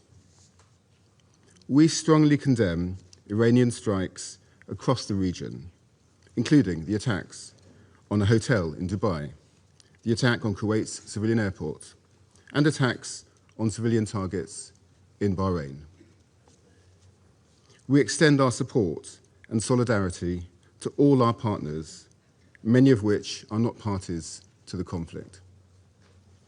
Regional stability remains a priority. As my Prime Minister stated, UK forces are active and British planes are in the sky today as part of coordinated regional defensive operations to protect our people and regional partners, as the United Kingdom has done before and in line with international law. Reports of strikes on civilians and civilian infrastructure are deeply alarming. The protection of civilians and full respect for international law is critical. Iran must never be allowed to develop a nuclear weapon. That is why we, alongside our French and German partners, have continually supported efforts to reach a negotiated solution. We have always been clear that only a diplomatic solution can fully and sustainably address these threats. We want to see the swiftest possible resolution that ensures security and stability for the region. Iran must refrain from further strikes and its appalling behaviour to allow a path back to diplomacy. We will continue to work with our partners to this end in support of peace and security and the protection of civilian life across the region. I resume my function as President of the Council. I now give the floor to the representative of the Islamic Republic of Iran. In the name of God, the Compassionate and Merciful, we appreciate the Secretary General for his briefing and his contribution to this meeting. We express our sincere appreciation to the Russian Federation and China for supporting the convening of this emergency meeting of the Security Council to address the manifest aggression committed by the United States and Israeli regime. I also thank those Council members, in particular China, Pakistan, and the Russian Federation, who have today taken principled position in condemnation of this unlawful act. And it is regrettable that some members of this body, in a blatant double standard, disregarded the flagrant act of aggression committed by the US and Israel on Iran and condemn Iran for using its inherent right to self-defense on the UN Charter. Mr. President, this morning the United States regime jointly and in coordination with the Israeli regime initiated an unprovoked and premeditated aggression against the Islamic Republic of Iran for the second time in the recent months, while deliberately attacking civilian populated areas in multiple large cities of Iran where millions of people reside. As a result of this brutal armed attack, hundreds of civilians have been killed and injured. The aggression and atrocious crime of the United States regime and the Israeli regime and the deliberate and persistent targeting of civilian infrastructure are going. In addition to the numerous civilian residential buildings, the aggressors have also targeted a school in the city of Minab, Hormozgan province, killing more than 100 children. The number of innocent civilians continues to rise. This is not only an act of aggression, it is a war crime and a crime against humanity. Yet today, once again, the representative of the United States, through a regrettable pattern, has attempted to distort facts and rely on misinformation to justify the blatant aggression of the United States and Israel against my country. The facts, however, are unequivocal. The justification advanced by the representative of the United States today are illegal and entirely devoid of legal foundation. The baseless allegation invoked to defend this unlawful use of force have no standing under international law. The invocation of preemptive attack claims of imminent threats or other substantiated political claims cannot legitimize aggression.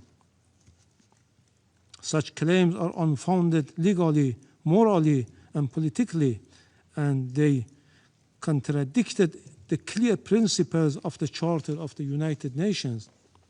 I also categorically reject the assertion made by the representative of France, the United Kingdom, and certain other Western members regarding Iran's peaceful nuclear program.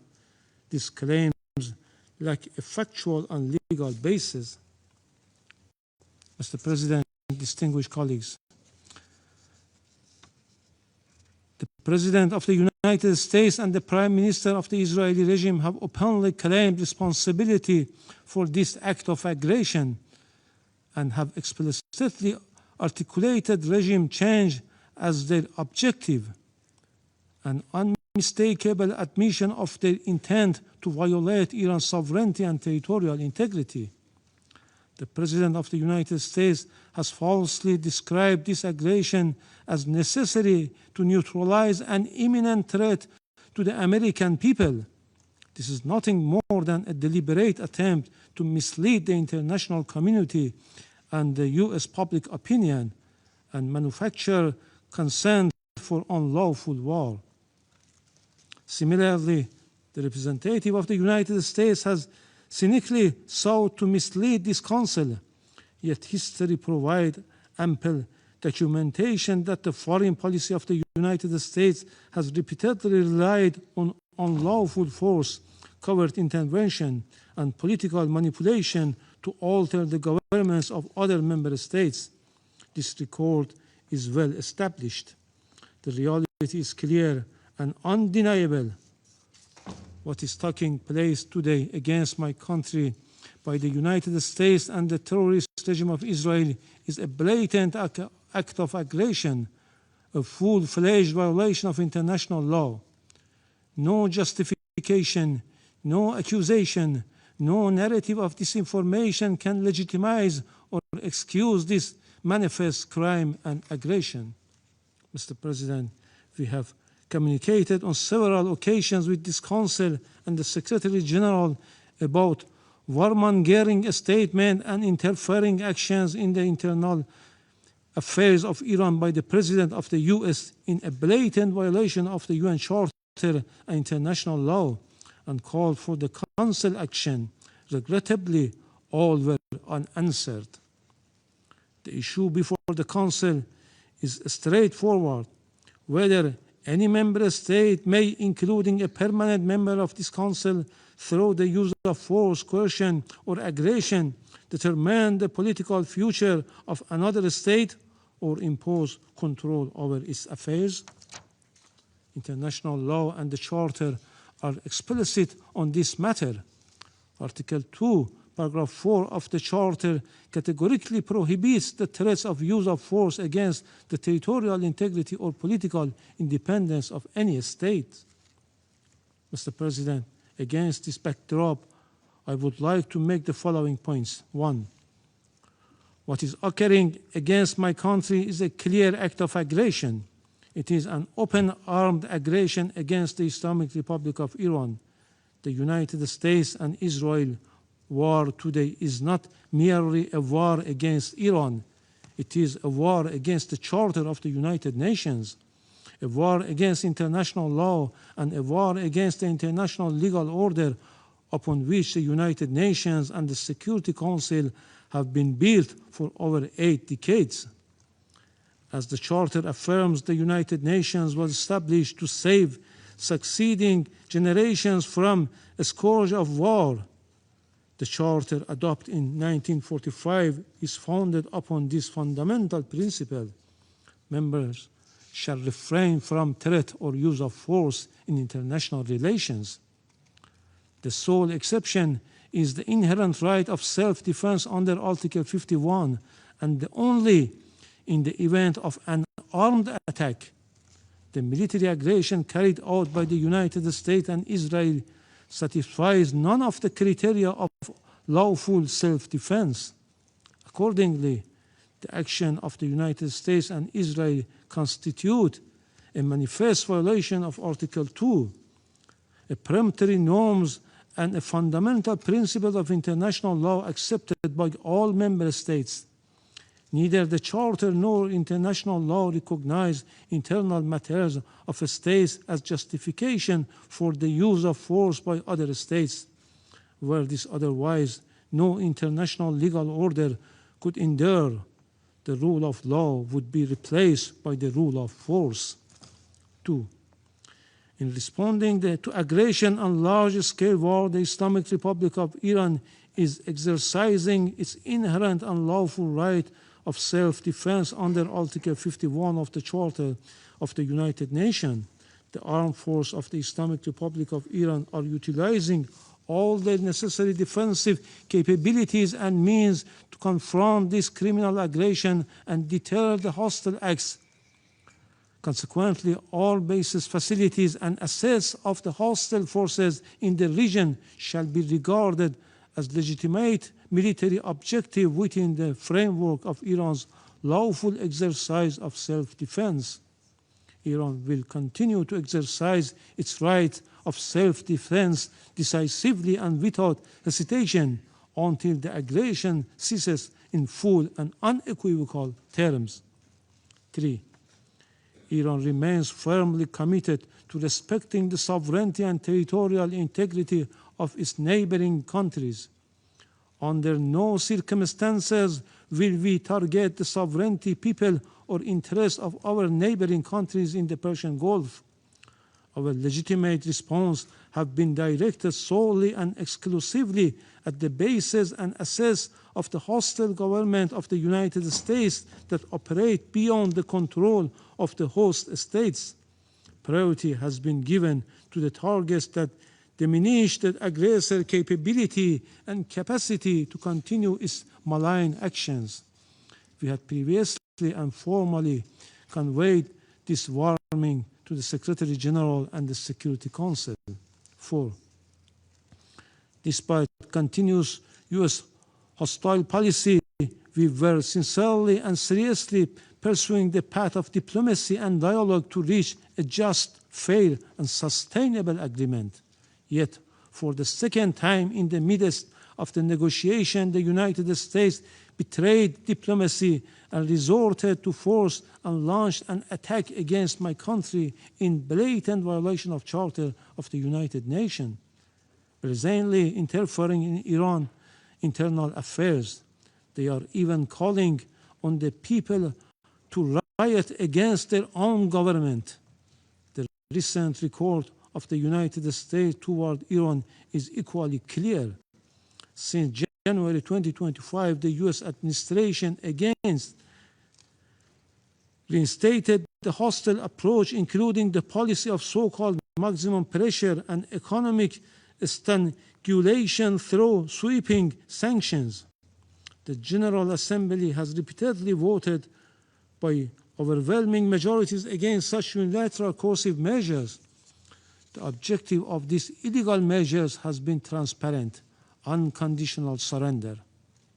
Despite repeated warning by Iran to the Secretary General and the Council regarding serious violation of the Charter by a permanent member, the Council has regrettably failed to discharge its primary responsibility, allowing the erosion of the rule of law in favor of the rule of force. 5. Just as the Israeli regime succeeded in dragging the United States into the quagmire of war with Iran, the United States in turn is deliberately seeking to expand the scope of the conflict by exploiting its bases in the Persian Gulf region. The hostile U.S. government dream of swallowing Iran and forcing the Islamic Republic of Iran into submission will never be realized. This war, before being a contest of military equipment and advanced technologies, is a battle of wills, and in that battle, the Islamic Republic of Iran will prevail. Furthermore, the Islamic Republic of Iran has repeatedly affirmed its commitment to diplomacy and negotiation. However, it will never submit to pressure, coercion, or force. Diplomacy has rules and principles. It cannot coexist with aggression. 6. The duty of Council members is to defend international law and specifically the Charter. They are not called upon to judge the political system of states, nor to determine whether military aggression or economic siege leads to freedom or domination. Expression of concerns and empty condemnation are not sufficient. The Council must act. Pursuant to Article 39 of the Charter, the Security Council must immediately determine the United States and Israeli regime have committed an act of aggression and demand the immediate cessation of its unlawful use of force, including any explicit or implicit threats against Iran, and require binding assurance of non-repetition. Affirm that the United States and Israeli regime bear full international responsibility for all materials and moral damage inflicted upon the infrastructure and facilities of the Islamic Republic of Iran, and are obligated to provide full reparation. Let me conclude, Mr. President, with a simple and undeniable truth. Israel and the United States have attacked Iran. They have violated international law and the Charter of the United Nations. They must be held accountable. So long as this aggression continues, Iran will continue to exercise its inherent right of self-defense firmly, proportionately, and without hesitation until the aggression ends. The Security Council must act now and stop this act of aggression immediately. Silence is complicity in this crime. I thank you. I thank the representative of the Islamic Republic of Iran for the statement, and I give the floor to the representative of Israel. Mr. President, for 47 years, the Islamic regime in Iran has led crowds in chanting Marjbar Israel, Marjbar America. Mr. Iravani, do you want to translate these chants? Your leaders have been chanting it for years in public events, in your parliament. Marjbar Israel, Marjbar America. They mean death to Israel, death to America.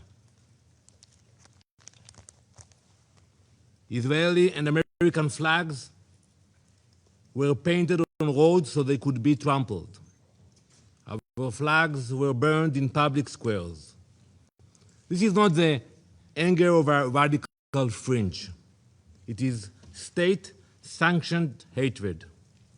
And while those Marjbar chants echoed, uranium was enriched, centrifuges span, missiles were built, facilities were buried deep underground. It was never just empty rhetoric. It was preparation for action. But today, alongside our ally, the United States, we act to stop it. Israel stands before you today, having acted with the United States to confront and stop an existential threat before it became irreversible. The operation targets nuclear infrastructure, ballistic missile sites, the machinery of repression that fuels terror across our region. We did not act of impulse. We did not act of aggression. We acted out of necessity because the Iranian regime left no reasonable alternative. This joint effort will continue for as long as the threat remains. We thank President Trump and acknowledge the close cooperation between Israel and the US, which has brought the alliance between our countries to an all-time high in peace and in war. Let us be clear about what we are confronting. This regime has built nuclear weapons in blatant disregard of international law and UN resolutions. It has brutally murdered its own citizens and crash dissent. It's happened now as we speak in cities in Iran. It has expanded missile arsenals and armed proxies across the region. It has openly declared its intention to erase Israel from the map. Now, as it faces consequences, it is launching missiles and drones across the region, endangering the UAE, where a Pakistani citizen, unfortunately, was killed. Jordan, Kuwait, Bahrain, Qatar, Iraq. As we speak, in the last hour, a rocket targeted the city of Tel Aviv. Civilians, they don't target military bases. Civilians struck a building in Tel Aviv. An innocent woman was killed and 21 people were injured. This is a regime that destabilizes wherever it reaches. It spreads violence outward while crushing freedom at home. It is not reacting, it is expanding. It is a machinery of radicalism that does not recognize borders. Mr. President, diplomacy was exhausted. Iran was required to stop enriching uranium, stop heavy water projects, stop developing nuclear-capable missiles, and allow full inspections. Iran did none of it. Instead, it fortified its nuclear facilities so we cannot get to them, accelerated missile production, and continued to fund terror. Since the last operation in the summer, they spent billions on their proxies. The resolutions were clear. The strategy was just as clear. Delay, delay, delay. But we will not be played. And it's simple what they were planning. They were building the means to corner us, to force an irreversible reality with our backs against the wall. That is not a future Israel will accept. No responsible nation should. This operation is guided by clear objectives: eliminate immediate threats, dismantle the nuclear program, destroy its ballistic missile production, neutralize naval threats, break the proxy network that destabilizes the region. The operation was carried out in order to protect the people of Israel within the framework of the ongoing armed conflict between Israel and Iran, in line with the UN Charter and in accordance with international law. Our forces stand ready to stop extremism armed with nuclear weapons. To the soldiers of the IDF, our boys and girls, my son, my daughter, we salute you. You stand like lions defending our people. An entire nation stands behind you. We have heard the condemnation from few member states, from the Secretary General, but we all know that escalation did not begin today. It began when Iran armed proxies and exported terror, expanded missiles and drones, advanced its nuclear program in violation of its commitments, turned on its own people, beating, imprisoning, executing. Where was the outrage of the UN? Where were the consequences? Now, Israel acts to prevent an irreversible threat, and the condemnation is immediate. This is the definition of hypocrisy. Some call this aggression. We call it necessity. We call it survival. Mr. President, history has taught us never to ignore those who openly call for our destruction. When a regime says it will destroy Israel, when it chants death to Israel, when it promises to wipe Haifa and Tel Aviv off the map, we believe it. We genuinely believe it when we see those hundreds of ballistic missiles that they are launching to Israel. We believe the threats. We do not ignore them. We do not gamble with our survival. We act. Now let me address the brave people of Iran. You are not our enemies. This operation is not directed at you. It is directed at a regime that has silenced you, imprisoned you, and invested in missiles and uranium while your economy suffers. You deserve better. It is this regime, the Basij, the Revolutionary Guard, who have dragged your country into isolation. The world does not fear a free Iran. It fears a radical regime armed with nuclear weapons and driven by extremism. Your future should not be defined by those who chant for death. As President Trump has said, the Iranian people deserve dignity, security, and the chance to shape their own destiny. We are thinking about you. You are seen. You are not alone. The future of Iran belongs to its people. We stand with you. Mr. President, this week, Jewish families all around the world celebrate Purim. Many Israelis will do so now in a bomb shelter. The story of Purim happened more than 2,500 years ago, in the same place. In ancient Persia, an evil minister by the name of Haman sought to wipe out the Jewish people. And it began with words, with chants.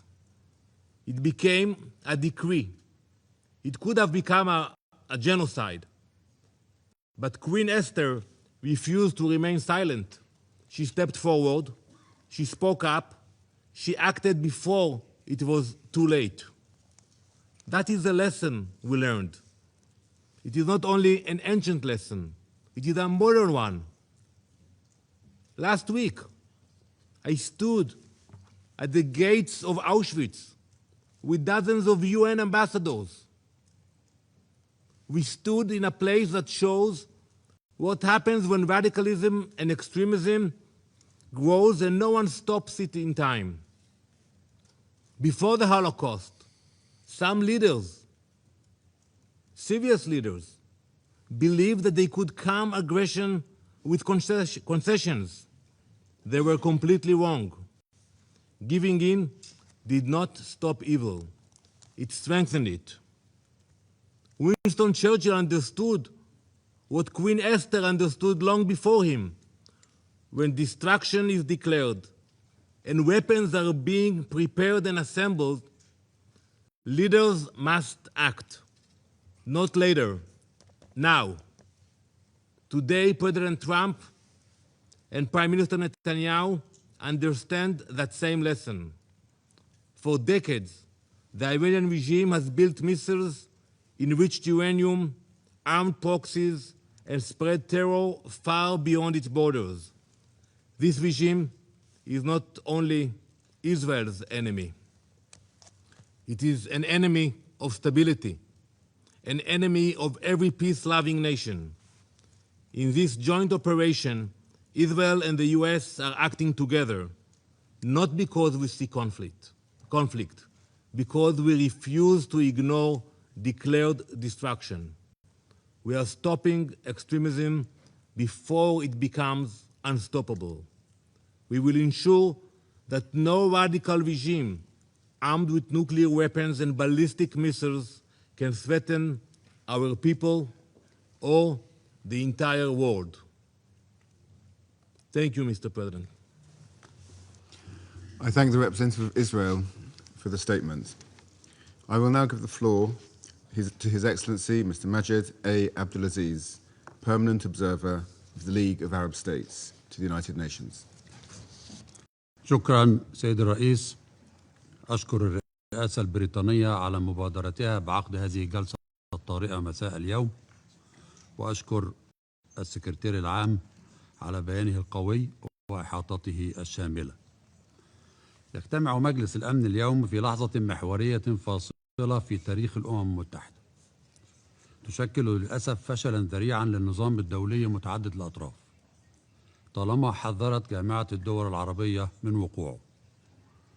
هي للأسف لحظة اتساع نطاق الصراع العربي الإسرائيلي ليصبح حربا إقليمية شاملة تهدف من خلالها إسرائيل للابتعاد عن انهاء احتلالها للأرض الفلسطينية وللحيلولة دون إقامة الدولة الفلسطينية المستقلة وضمها لعضوية الأمم المتحدة تنفيذا لحل الدولتين وللأسس الرئيسية للشرعية الدولية من خلال توسيع نطاق عدوانها العسكري الغاشم على الشعب الفلسطيني في غزة والضفة الغربية وتكثيف مساعيها لضم الضفة الغربية وبعدوانها العسكري المتكرر على سوريا ولبنان واليمن وإيران في مسعى واهم مرفوض عربيا وإقليميا ودوليا لفرض الهيمنة الإسرائيلية على منطقة الشرق الأوسط باستخدام السبل العسكرية، حتى لو كان ذلك على حساب الدول الأعضاء بجامعة الدول العربية وعلى حساب معاناة شعوبها من السياسات والهجمات الإسرائيلية الساعية لفرض قانون القوة بدلا من قوة القانون.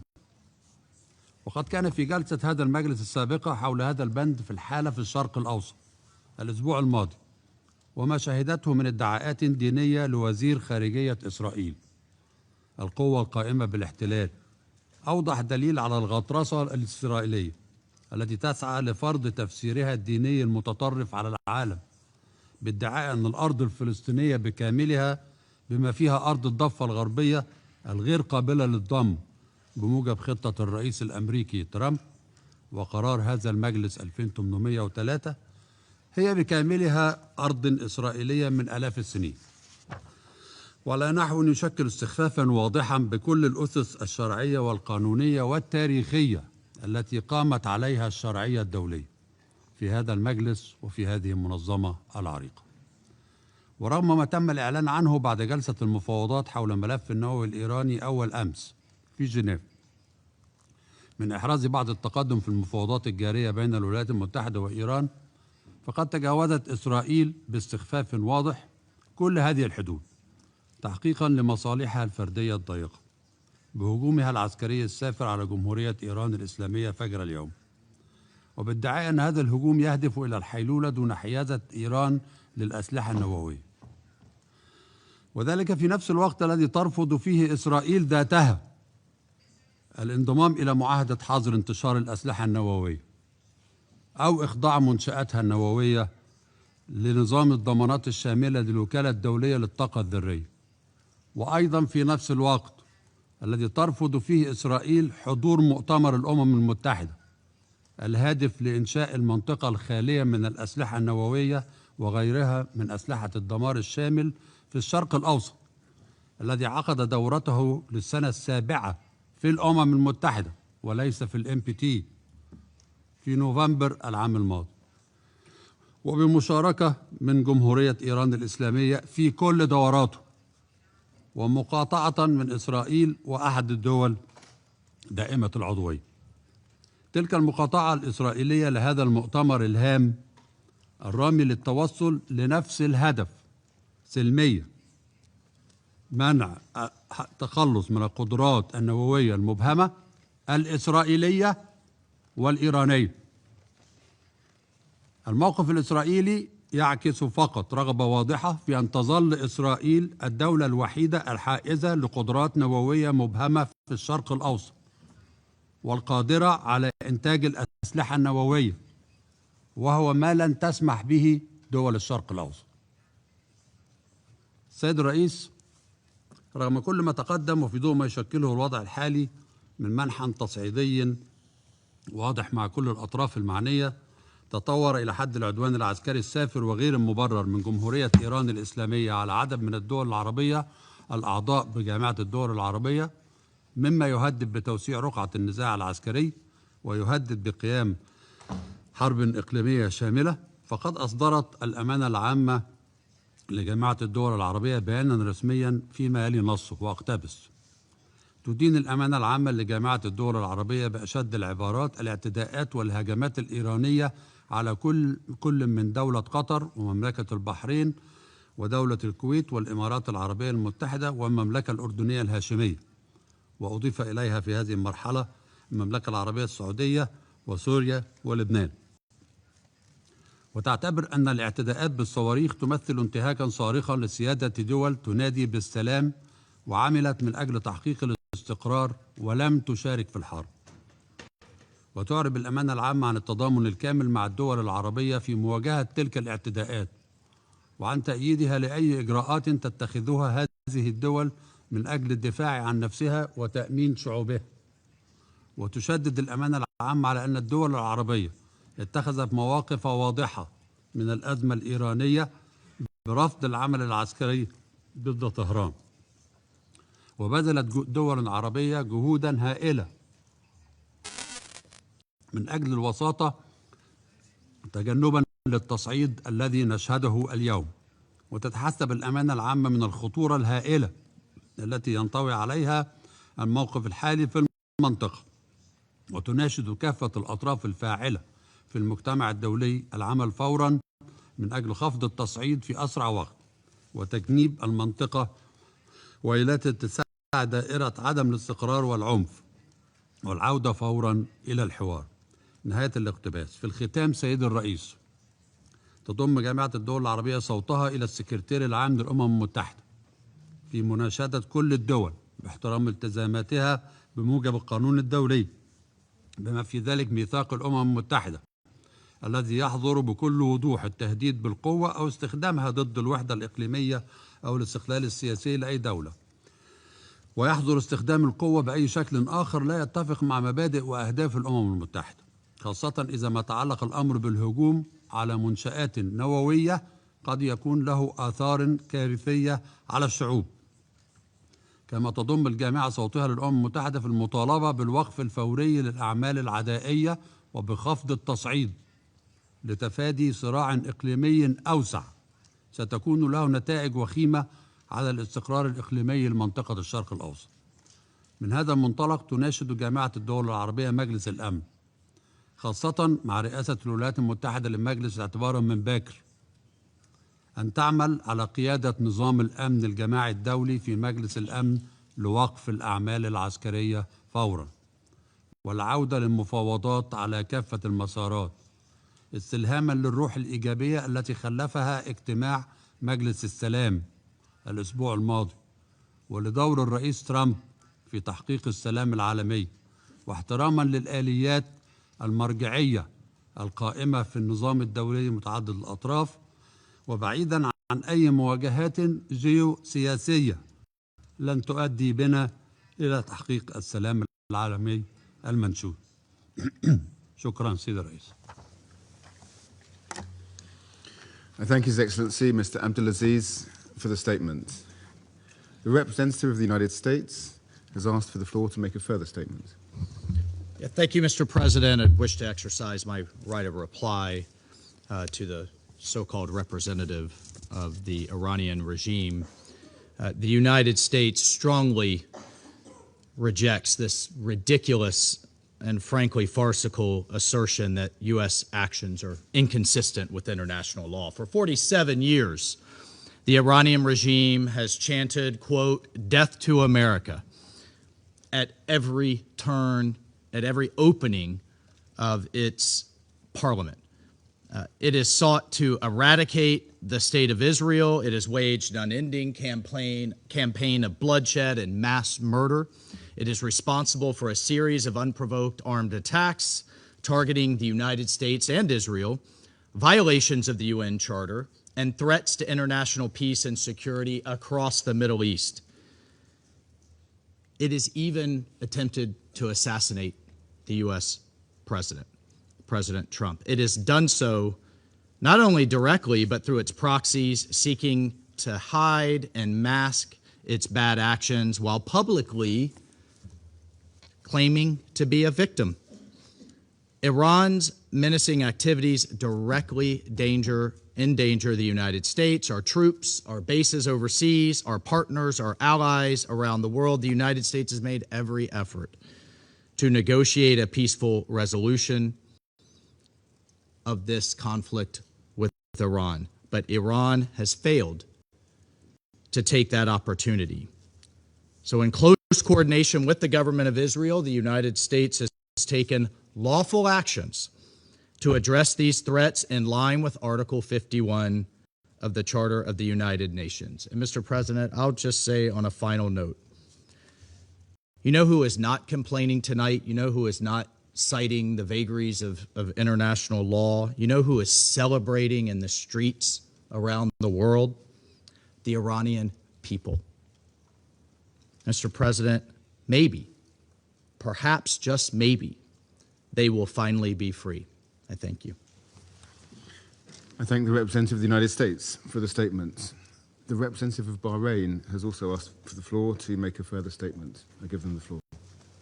شكرا سيد الرئيس، وعذرا لأخذ الكلمة مرة أخرى، وأود أن أعيد قراءة فقرة بيان دول مجلس التعاون لدول الخليج العربي والأردن وسوريا بدقة وهي كالتالي وأقتبس. وكما أوضحنا في الرسالة الموجهة إليكم اليوم، فقد استهدفت عدة هجمات صاروخية إيرانية آثمة اليوم كلا من دولة الإمارات العربية المتحدة والمملكة العربية السعودية ودولة قطر ودولة الكويت وبلاد مملكة البحرين والمملكة الأردنية الهاشمية والجمهورية العربية السورية، في انتهاك صارخ لسيادة هذه الدول وسلامة أراضيها. وشكرا لكم سيد الرئيس.